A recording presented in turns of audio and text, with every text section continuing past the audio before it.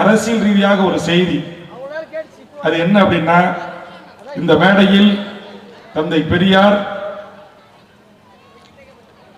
புரட்சியாளர் Ambedkar, Karl Marx, என் தமிழீழ தேசிய தலைவன், இவர்கள் எல்லாத்துக்கும் தாயுமானவன் ஐயன் திருவள்ளுவர். இவர்களை தவிர்த்து இந்த மண்ணில் அரசியல் செய்ய நினைத்தவர்கள் நிச்சயமாக நாளை பிறக்கின்ற பழையன கழிதலும் புதியன புகுதலும் என்கிற எங்கள் தமிழர்தம் ஆண்டில் மிகப்பெரிய ஒரு அரசியல் மாற்றம், ஒரு தமிழ் சமூகத்தின் அரசியல் புரட்சி ஏற்படுகிறது. தமிழ் தேசிய கூட்டணி ஒரு சின்ன வேண்டுகோள். தமிழ் தேசிய கூட்டணி வைத்திருக்கிற நீங்கள் திருவள்ளுவருக்கு போட்டீங்க, புரட்சியாளரை போட்டீங்க, ஐயா பெரியார உங்க இதயத்தில் வச்சிருக்கிறீங்க. தமிழ் தேசியம் அப்படி என்று சொன்னாலே இங்க மிகச்சிறிய ரெண்டு பெரும் ஆளுமைகளை நாம் இளையோருக்கு கொண்டு போய் சேர்க்கின்றோம். அது ஒன்று புலவர் கல்வி பெருமாள், இன்னொன்று பாவலரேறு ஐயா பெருஞ்சித்திரனார். இந்த ஆளுமைகளையும் நீங்கள் நாளைய இளைய தலைமுறை மனங்களில் விதைக்க வேண்டும் என்ற வேண்டுகோளை நான் முன்வைத்து, நிச்சயமாக இந்த 2026 தமிழ்நாட்டின் அரசியல் களத்தில் நான் கூட திருமுருகன் காந்தி தோழர்கிட்ட சொல்லிக்கிட்டே இருக்கேன், நீங்க சும்மா மேற்பதினு ஓட்டு அரசியலுக்கு வரமாட்டோம், இயக்க அரசியல்லாம் பண்ணாதீங்க, அதெல்லாம் பெரியாரோட முடிஞ்சு போச்சு, தமிழரசோட முடிஞ்சு போச்சு, கோயிலனோட முடிஞ்சு போச்சு, நீங்கள் தேர்தல் அரசியலுக்கு வர வேண்டும் என்ற வேண்டுகோளை அவருக்கு நான் வைத்திருக்கிறேன். ஒரு உண்மையிலே மாற்றுன்னு இங்க நல்ல அரசியல் வரணும், நல்ல சட்டம் வரணும், தமிழ்நாட்டில் லஞ்சம் இருக்கக்கூடாது, ஊழல் ஒழிக்கக்கூடாது, குடும்ப அரசியல் வரக்கூடாதுன்னு நீங்க வெளியிலே இருந்து சொல்லிக்கிட்டு இருந்தா அப்புறம் யாரு எப்படி நடக்கும்? ஆக உங்களுக்கு பின்னாடி ஒரு படித்த ஒரு கூட்டம் இருக்கா? தனியார் சண்டைக்கு பின்னாடி ஒரு சின்ன தமிழ் தேசிய கூட்டம் இருக்கா? இன்னைக்கு எனக்கு தெரிஞ்ச இஸ்லாமிய அமைப்புகளில் தோழர் பழனி பாபா என்கிற அந்த மகத்தான போராளிக்கு பிறகு ஒரு இஸ்லாமிய அமைப்பின் தலைவன் சொல்லி பல்வேறு அடக்குமுறை சட்டங்களை எதிர்கொண்டு நான் இருந்த 90களில் இருந்து பாட்டாளி மக்கள் கட்சியின் மாநில இளைஞணி தலைவராக இருந்து எல்லா உதவிகளும் செய்து வழக்குகளை சந்தித்த ஒரு இஸ்லாமியன் இன்றைக்கு KM ஷரீப் என்கிற அந்த மகத்தான ஒரு இளைய தலைமுறையின் தலைவன் என்ன சமூக அங்கீகாரம் கொடுத்திருக்கு எண்ணி பார்க்கணும். நாங்க 2 பேரும் ஒரே காலம், அவர் இளைஞணி தலைவர், நான் இளைஞணி மாநில செயலாளர். இவர் இந்த பதவிக்கு வருவதற்கு பசுபதி மாண்டியன் தலைவர், நான் செயலாளர். சான் பாண்டியன் தலைவர், நான் ஷெரீப்பெல்லாம் அந்த இளைஞணி பொறுப்பாளர்கள். இன்றைக்கு நான் 3வது முறை எம்எல்ஏ ஆயிட்டேன். எனக்கு நிகரா இல்லை, என்னை விட ஒருபடி மேலே கூட தமிழ் தேசிய களத்திற்காக வழக்குகளை சந்தித்த KM ஷரீப் இந்த நாட்டுடைய மக்களுடைய மனங்களில் கொண்டு போய் சேர்க்காத காரணத்தால் இன்னும் ஒரு சட்டமன்ற உறுப்பினராக கூட முடியவில்லை. இதற்குத்தான் சொல்லுகிறேன், இன்றைக்கு ஓட்டு அரசியல் இல்லாமல் இந்த சமரசமற்று நின்ற அண்ணன் கொளத்தூர் மணி, கோவை ராமகிருஷ்ணன் போன்றவர்கள் எல்லாம் ஓட்டு அரசியல் உள்ள வரல. ஆனா நம்ம நினைச்சது இன்னைக்கு சாதிக்க முடியல. இந்த மண்ணுக்காக களத்தில் நிற்கிற எங்கள் குமரனை காவல்துறை ஏதோ தீவிரவாதியை தேடுற மாதிரி தேடுறான், சின்ன பக்கத்து வீட்டு சண்டைக்கு. இதுக்கெல்லாம் முட்டுக்கட்டை எது இருக்கு? அரசு அதிகாரம் இருக்கு. நினைச்சா புண்டாசு போட்டுருன்றான், NIC போட்டுருன்றான்.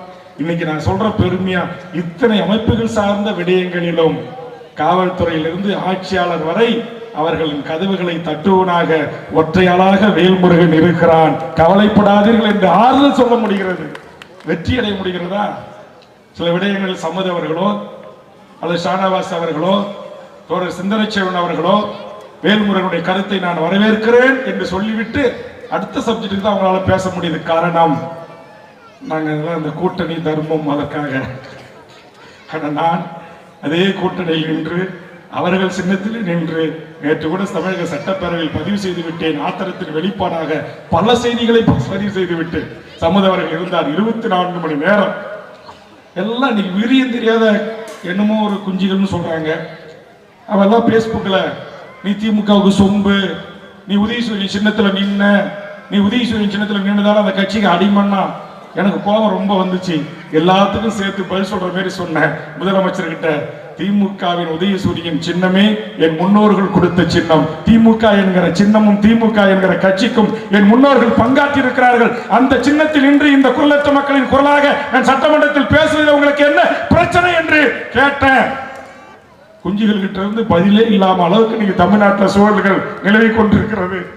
அதுக்காக சொல்றேன், நாம் இந்த மண்ணில் ஒரு அரசியல் ரீதியான ஒரு மாபெரும் தமிழ் தேசிய கூட்டம் கட்டமைப்பை உருவாக்கி நாம் இந்த நாட்டுடைய ஆட்சி அதிகாரத்திற்கு நேரடியாக வர முடியவில்லை என்றாலும் வருகின்ற மக்கள் செல்வாக்கு பெற்ற மாபெரும் திராவிட இயக்கத்தின் அரசியல் கட்சிகளோடு இணைந்து இந்த மண்ணுக்கான, இந்த மக்களுக்கான, இந்த இனத்திற்கான, இந்த மொழிக்கான, தமிழ் ஈழ விடுதலைக்கான, தமிழ் ஈழத்தில் நடந்த இனப்படுகொலைக்கான சர்வதேச விசாரணையும் பொது வாக்கெடுப்பையும் வென்றெடுப்பதற்கான அரசியலை செய்வோம். எது தமிழ் இசை, எது தமிழ்நாட்டின் கலை, தமிழ்நாட்டின் கரகம் என்பதை எந்தவித ஒரு ஆபாசம் இல்லாமல் இரண்டு சகோதரிகளும் பின்னே பொய்க்கால் குதிரையும் மயிலும் நம்முடைய உழவுக்கு உறுதுணையாக இருக்கிற மாட்டையும் உருவமாக கொண்டு இங்கு ஆடினார்கள் அல்லவா? இதுதான் தமிழ்நாட்டின் உண்மையான பாரம்பரிய கரகாட்டத்தின் உடன் கூடிய இசை. ஆனா இன்னைக்கு சில கிராம ராசிகர், நிலச்சுவார்ந்தார்கள், நிலப்பண்ணையார்கள், பெருநிலக்கிழார்கள், வறுமையில் இருக்கின்ற தமிழர் பாரம்பரிய கலையை இன்னும் உயிர்ப்போடு வைத்திருக்கின்ற அந்த சகோதரிகளின் பாதி மார்புகளை காட்டுவது போலவும் இடைகள் தெரிவது போலவும் காட்சியாக்கி அதிலே இவர்கள் எல்லாம் பெரிய ரிசர்வ் பேங்கர் கவர்னர் பெற்றெடுத்த பிள்ளை சம்பாதித்திருக்கிற 100 ரூபா நோட்டு 50 ரூபா நோட்டை போய் மாரில் குத்துறது, கேவலமான அங்க அசைவுகளுக்கு ஆட வைப்பது என்கிற ஒரு பண்பாட்டு சிறைவை நோக்கி இன்றைக்கு கரகாட்டம் என்கிற பெயரிலே ஒரு களியாட்டம் நடத்தி கொண்டிருக்கிற, அதற்கு இடையில் உண்மையான தமிழ் தேசியர்கள் ஒன்று கூடியிருக்கிற, உண்மையான தந்தை பெரியாரின் பேரன்கள் ஒன்று கூடியிருக்கிற இந்த மேடையிலும் அந்த கரகாட்டம் இங்கு நடத்தப்படுகிறது. அந்த 2 பிள்ளை செல்வங்களும் நம்முடைய சகோதரியா தான் இருப்பாங்க. அவங்க அந்த உடலை முழுவதும் அற்புதமா கவர் பண்ணி பின் பண்ணி இதற்கு நான் தலை வணங்குகிறேன். இது போன்ற ஆட்டங்கள், இது போன்ற மேடைகள் தான் நாம் ஏற்பாடு செய்யணும். ஆனா இன்னைக்கு பஞ்சாயத்து தலைவர், சேர்மன், எம்எல்ஏ, எம்பி, ஆண்ட கட்சி, ஆள்ற கட்சி, மந்திரி வர நிகழ்ச்சி, எல்லா நிகழ்ச்சியிலும் கூட்டம் சேர்க்கறதுக்கு எந்த பாட்டு போடுறாங்கன்னு நான் அது விமர்சனம் உள்ள போகல. இப்போ இன்னொன்று புதுசா ஒன்று வந்திருக்கு. அது என்னன்னா, அதுக்கு சூட்டப்பட்ட பேரையே சொல்றேன், கோச்சிக்காதீங்க. அதுக்கு பேரு ஹாப்பி ஸ்ட்ரீட். அந்த முன்வரிசையில ஒரு மக்கள் மகிழ்வித்து தங்களுக்கு இருக்கிற ஒரு மன அழுத்தங்களை போக்கிக் கொள்வதற்குத்தான் விழாக்கள், இசைகள், பண்பாட்டு நிகழ்வுகள். ஆனா புதுசா மேலை நாட்டு கலாச்சாரத்தை கொண்டு வந்து திணித்து பல்லாயிரக்கணக்கான பேர் கூடி நின்று குத்தாட்டம் போட விட்டு அதுல பெண் பிள்ளைகளை சீண்டுகிற ஒரு அநியாய அக்கிரம நிகழ்வுகள் நடக்குது. இன்னைக்கு அண்ணா பல்கலைக்கழகத்தில் நடந்தது மட்டுமல்ல, தமிழ்நாட்டில் பல இடங்களில் நடந்தது. இதைத்தான் தமிழகத்தின் முதல்வர் அவருடைய கவனத்திற்கு சட்டமன்ற தீர்மானமாக, சட்டமன்றத்தின் கவன ஈர்ப்பாக கொடுத்து 1 வார காலம் தொடர்ந்து நான் சொன்னேன். இங்க இருக்கிற எல்லா தலைவர்களும் தூக்கு தண்டனைக்கு எதிரானவர்கள். நான் தமிழர் வாழ்வுரிமை கூட்டமைப்பில் இருக்கிற தலைமைகளோடு கூட நான் ஒப்புதல் பெறாமல் ஒரு வேண்டுகோளை முதலமைச்சர் நான் வைத்தேன். 3 வயசு குழந்தை, 6 வயசு குழந்தை, 80 வயசு பாட்டி வரையிலும் விடாமல் மிக மோசமான ஒரு சமூக பண்பாட்டு சீரழிவுக்கு சென்று கொண்டிருக்கிறது. இதை தடுத்து நிறுத்த வேண்டும் என்று சொன்னால், இதற்கு ஒரு முட்டுக்கட்டை போட வேண்டும் என்று சொன்னால், இது போன்று திரும்ப திரும்ப தவறு செய்கின்ற அந்த மனித மிருகங்களுக்கு கண்டிப்பா தூக்கு தண்டனை கொடுக்கப்பட வேண்டும். அதற்குரிய சட்டம் இந்த சட்டமன்றத்தில் இயற்ற வேண்டும் என்ற வேண்டுகோளை வைத்தேன். அதற்காக முதலமைச்சரை சந்தித்தேன், காவல்துறை சட்ட ஒழுங்கு டிஜிபி உள்ளிட்ட உயரதிகாரிகளை சந்தித்தேன். என் கோரிக்கை ஏற்கப்பட்டு நேற்றைய முன்தினம் தமிழ்நாட்டின் வரலாற்றில் இது போன்ற தவறுகளை செய்கின்ற நம்முடைய தாயை, நம்முடைய சகோதரியை, நம்முடைய பிள்ளைகளை இவ்வளவு மோசமாக கீழ்த்தரமாக தன் காம இச்சைக்கு பயன்படுத்திக் கொள்கின்ற இந்த மனித சமூகத்தில் வாழ்வதற்கு லாய்க்கேற்ற இந்த காட்டு மராண்டிகளை அவர்கள் சாகின்ற வரையில் தூக்கிலிடுகின்ற தூக்கு தண்டனையை தமிழக முதலமைச்சரும் தமிழக சட்டமன்றமும் கொண்டு வந்திருக்கிறது. பேரறிவாளன் உள்ளிட்ட 7 பேர் விடுதலைக்கும் 3 தூக்கை ரத்து செய்வதற்குமாக களமாடிய களப்போராளிகள் தான் இந்த மேடையின் முன் அமர்ந்திருக்கிறார்கள். வருகின்றிருக்கின்ற எண்ணற்ற தோழர்களின் பெயர்களை, இயக்கங்களின் தோழர்களின் பெயரை என்னால் சொல்ல முடியவில்லை. ஆனால் இந்த மேடையும், இந்த மேடையின் முன் அமர்ந்திருக்கின்ற இந்த சிறு கூட்டமும் இந்த நாட்டில் எங்கு அநியாயம் அக்கிரமங்கள் நடந்தாலும், அது விவசாயிகளுக்காக இருக்கலாம், தொழிலாளர்களுக்காக இருக்கலாம், மாணவர்களுக்காக இருக்கலாம், மீனவர்களுக்காக இருக்கலாம், இந்த மண்ணில் வாழ்கின்ற 7 கோடி மக்களில் எவருக்கு வேண்டுமானாலும் பிரச்சனை ஏற்பட்டால் அதற்காக தனக்கு இருக்கிற ஒரு சிறு கூட்டத்தோடு இந்த நாட்டை ஆளுகின்ற ஒன்றிய மாநில அரசுகளின் கதவுகளை ஓங்கி தட்டுகிற ஒரு மாசற்ற மனித உரிமை போராளிகளை உள்ளடக்கிய கூட்டமைப்பு தான் இந்த தமிழ் தேசிய கூட்டமைப்பும் தமிழர் வாழ்வுரிமை கூட்டமைப்பும். ஆனா மாற்று கருத்து இருந்தாலும் கூட இன்னைக்கு இதை எப்படியாச்சும் முடிவு கொண்டு வரணும்னு நம்முடைய தமிழக அரசு இந்த சட்டங்களை கொண்டு வந்திருக்கிறார்கள். நான் வரவேற்கிறேன்.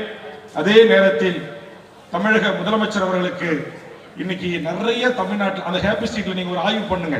நான் ஒரு ஆய்வு பண்ணி தானே சொல்றேன். 90% அல்லது 95% மேலே வடமாநிலங்களிலிருந்து வந்த கார்ப்பரேட் பெரும் நிறுவனங்கள், அவர்தன் குடும்பத்தோடு வாழ்கிற பெரும் முதலாளிகள், அவங்க தான் வருதாங்க. எந்தெந்த ட்ரெஸ் போட்டு வராங்கன்னு உங்களுக்கு தெரியும். இங்கே பெரியாரின் பேத்திகள் இருப்பீர்கள். ஆடை சுதந்திரத்தை குறித்து நான் பேசவில்லை. ஆனால் அருவருக்கத்தக்க ஆடையை நான் எதிர்க்கிறேன், கண்டிக்கிறேன். அப்படி ஒரு ஆட்டம் பாட்டம் கொண்டாட்டம், அப்புறம் அங்க பிரச்சனை, அப்புறம் சட்ட ஒழுங்கு பிரச்சனை, உடனே அரசு நோக்கி கேள்விகள், உடனே காவல்துறை சரியில்லை, அரசாங்கம் சரியில்லை என்கிற மிகப்பெரிய பிரச்சனைகள் எல்லாம் இந்த மண்ணில் ஏற்படுகிறது. அதற்காக அதையும் அரசு மறுபரிசீலனை செய்ய வேண்டும்.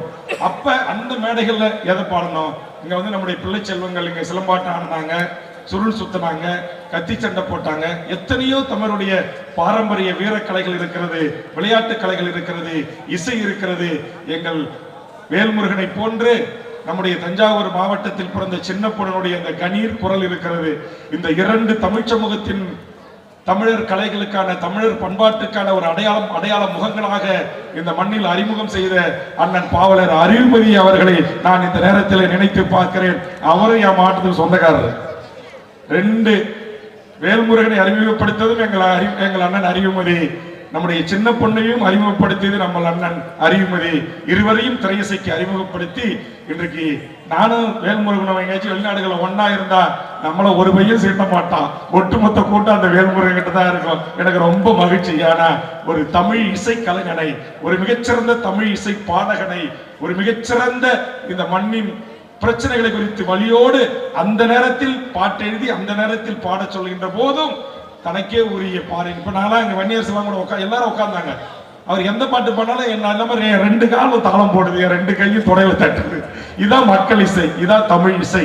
அந்த இசையை உலகம் முழுவதும் கொண்டு சேர்க்கின்ற என் மண்ணின் சொந்தக்காரர் என் அருமை சகோதரர் வேல்முருகன் அவர்களுக்கும் இந்த நிகழ்ச்சியிலே குடும்பமாக பல தமிழ் இசை, தமிழ் பொங்கல் அதெல்லாம் இங்கே விரைவான உலகத்தில் போகின்ற இந்த சூழலிலும் இந்த சென்னை போன்ற இந்த மாநகரத்தில் இங்கே நூற்றுக்கணக்கான உறவுகள் குழந்தைகளோடு குடும்பமாக இடதர்மை இஸ்லாமியர்கள் தொடங்கி அனைத்து என் தமிழ் சமூகத்தின் உறவுகளும் அமர்ந்து இந்த பொங்கல் விழாவிலே பங்கேற்பதிலே நான் மற்றற்ற மகிழ்ச்சி அடைகிறேன். ஆக